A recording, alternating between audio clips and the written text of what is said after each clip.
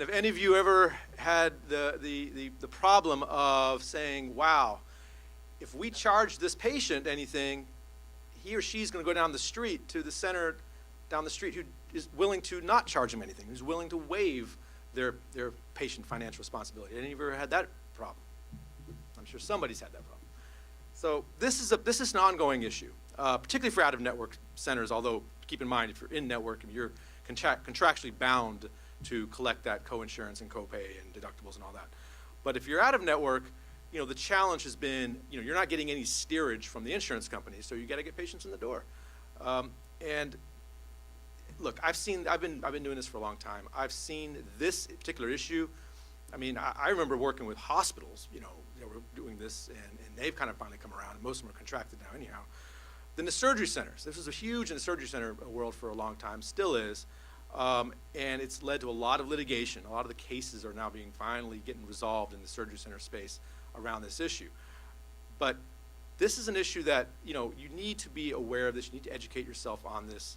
You need to take steps to avoid getting dinged by the insurance companies for doing something just as simple as not collecting a deductible or sending out a bill to the patient for the co-insurance amount.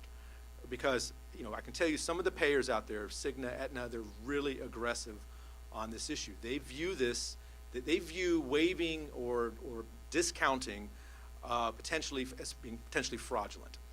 And if you're doing it on a routine basis, this is what you're doing to get people in the door, regardless of the patient's financial ability or financial wherewithal or the family's ability to pay.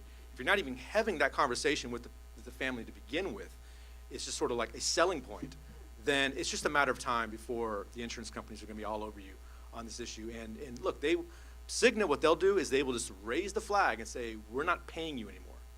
Don't even bother trying to call us to authorize services because we're going to deny it because we found out that you're just routinely and rampantly doing this. And it's hard to get that flag brought down. Then you've got to call Zach or me to come and help you negotiate that flag coming down.